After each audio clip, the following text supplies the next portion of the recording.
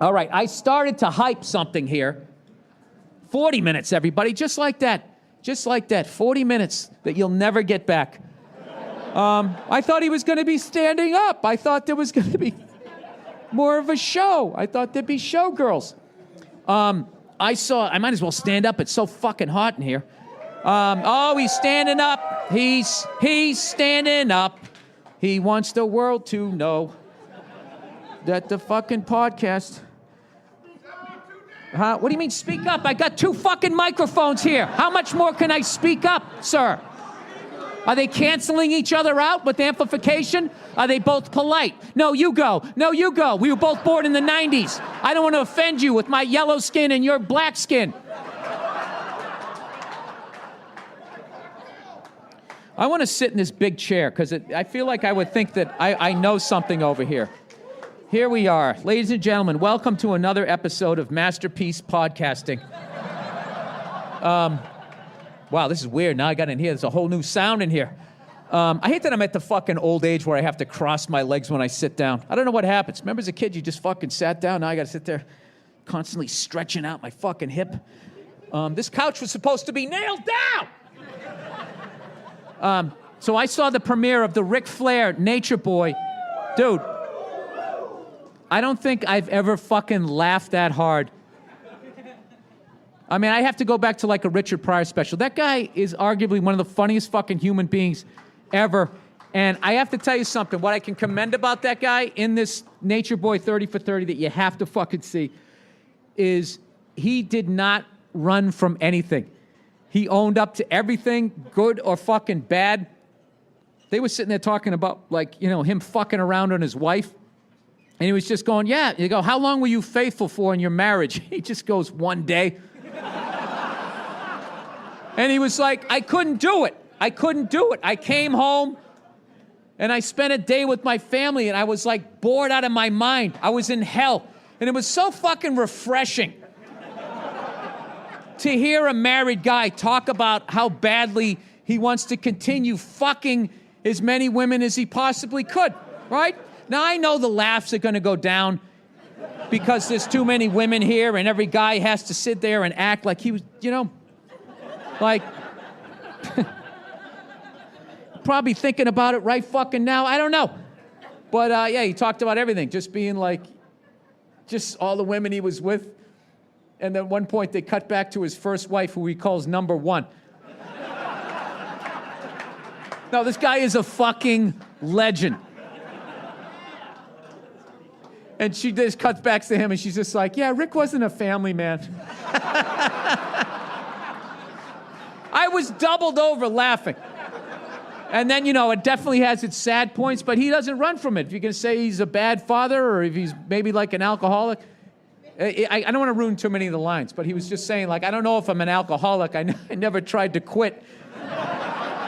It was just one fucking closing bit after another with this guy. It's like, I would close with that. I would close with that. I would close with that. And he just kept going. He did tell this one story. I'm all twisted up in my 20 fucking microphones. He did tell this one story to the crowd that was there. He talked about how one night he was on the road and he was out partying and he goes, and I woke up with I woke up next to an alien, which is what he calls being like blackout drunk and just waking up next to some woman you don't even know her fucking name. So he goes, I woke up and there was an alien on one side and an alien on the other. And I looked down and my Rolex was missing. So I wake the women up and I go, hey, where's my watch? And they go, you don't remember? They go, you don't remember. And he goes, no. He goes, yeah, last night you threw your watch into a bowl of spaghetti and you said, I got 15 of these fucking things.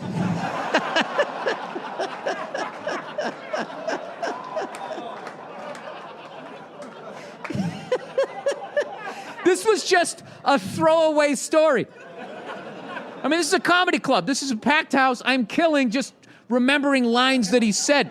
I'm telling you, you have to fucking watch this guy. It's like, I'm telling you, they ought to give him like the Mark Twain Award. They're always giving it to like these fucking people. You know, they give it to some people that are funny, but then other times they just, you know, sometimes that's like, that guy is not as funny as fucking Ric Flair. You got to get him in there, you know? You know they wouldn't. No, because it's always like the, the arts and Meryl Streep and blah, blah, blah, blah. Get the fuck out of here. You know, do you think she could fucking be that good an actress after a couple of back body drops? You know?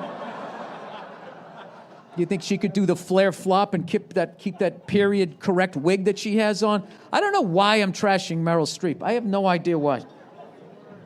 You know why? Because she's always getting awards. You know? Yeah. Fuck her for doing such great work. This is the dumbest shit. You know how this business works. If you trash anybody, you inevitably end up working for them. I can't tell you how many times I haven't gotten a lot of acting work, but every time I've ever gotten acting work and I'm in the fucking hair and makeup, I always get to skip the hair part, of course. I go over to the makeup side of the trailer. Inevitably, somebody comes walking in. I'm like, oh, shit, I trashed that person. I hope they didn't hear that podcast. All right. Oh, by the way, I got to do a promotion. I went to a movie premiere of the 30 for 30. The Nature Boy, Ric Flair, is coming out. Woo! And I have to tell you this right now. Might be the best 30 for 30 I ever fucking saw. It should be 90. It is 90 minutes. It is 90 minutes. I thought it was only 30 minutes. It was 90 minutes, sir. It wasn't. Your dream came true. See that, everybody? I'm going to start a charity for this guy, and a portion of the proceeds are going to go towards him. The rest of them are going to go to me and a new fucking drum kit. I'll put his picture on the bass drum head. Each day, thousands of people are dying of cancer, and I want a boat. If you call this number, we can put a slight dent in it, and I can get the boat of my fucking dreams and finally get rid of my wife and start living openly with my mistress. Please take the number down. The first 300 people that call in will get a free T-shirt with a donation of over 3 times the cost to produce this T-shirt. No one will check to see if the T-shirts were actually sent out. That's the move, people. There's 3 moves to make in this country at this point if you want to exist in the future. One, you either grow weed in anticipation that it becomes legal at a federal level, and you can get it out of your fucking state. Because I know in Colorado, I guess they're drowning in the shit. They got more weed than they got hippies. They got more. Oh, my God. I got to tell you, the dirtiest looking white people you're ever going to see in your life are in Colorado. I can't imagine being a minority in Colorado looking at the white people there. You got to be thinking, like, how the fuck are we working for these people? How are these people running shit? I mean, everybody just looks like they fell into a vat of patchouli, right? You know, they're always inner tubing and shit. They just live outside. They're just, I don't know. That's like in the Denver area. You know, then you get out in the western part of the states, and then it gets better. You know, you got the Illuminatis in the Rocky Mountains. You know what I mean? They make sure it stays nice and cold up there, so the body of their first wife never melts away. You know what I mean? That's what they keep doing. That's the code word. What, you going skiing with your third wife today? Yeah, we're going on the double black diamond. That's code for I'm going to fucking steer her into a tree. You know, that's what's going to happen when global warming really hits and all this snow melts up in fucking Aspen and Vail. The amount of dead women that are going to be underneath there. The amount of first wives. The before I made my first million love. You know what I mean? When I was at the college level, before I went pro. You know? I don't know. Sometimes I think you ought to be able to kill your first wife, though. Because there's like too many people on the planet, and then also can maybe like put them on their heels. Not saying you do it, but just the fact that she would know it was okay. I think from where I sit would have a really positive effect on the relationship. I think the reality television viewing would go down. I should do these more because with you guys laughing, I won't get in trouble. You know what I mean? It's when I'm by myself and there's dead silence. It stops sounding like I'm fucking around and it sounds more like, is this guy reading from his own manifesto?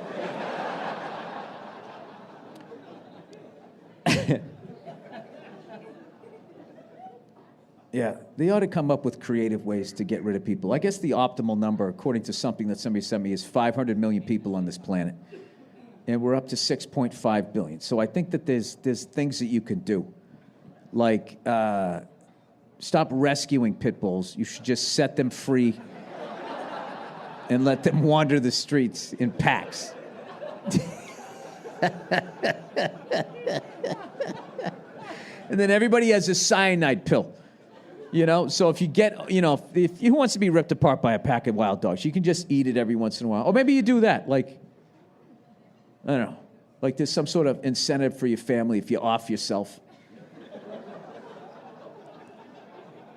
You know what I mean?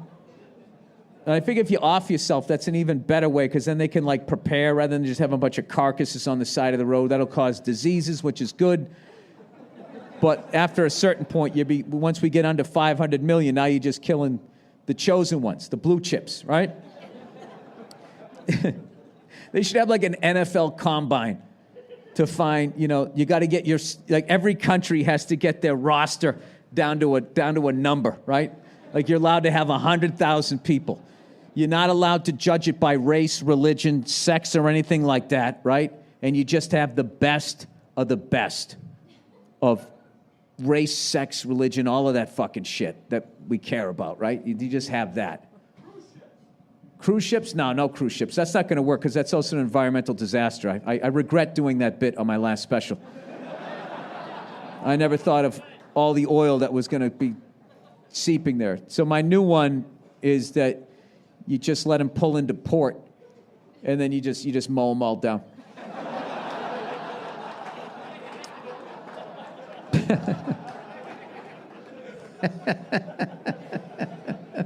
They die happy with their silly hats and their flip-flops. I know, none of that's right. It's in a time like this, don't you think there should be more caring? Somebody told me today that they're actually selling land on Mars. Can I somehow get in on that? I'll sell you the whole fucking planet for 15 grand. You can get out there and figure out there's no atmosphere, and then you're going to die. Oh, it's a shame. I mean, it's there. You can see it. Look right through the telescope. I sold you that. If you can get there and breathe, it's going to be all yours. It's going to be all yours. That's the way. You know something right there? That'd be the first way of how you get rid of people. You sell land on Mars, and anybody that goes to buy it, you go, okay, you won. You got a little bit of land, come down here to claim it. And then they walk into a room like Joe Pesci and Goodfellas, right? You put a gun to their head. You're like, hey, wait a minute, what the fuck? It's like, well, dude, you obviously don't want to be here. You'd rather go to Mars. It's too crowded, you know? I'm going to send you to heaven, man. You can see all the planets. All right.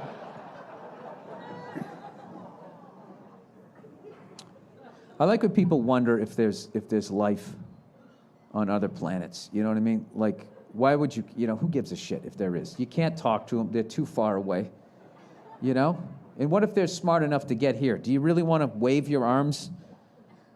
You know, why don't you just hitchhike down the fucking highway and see what happens?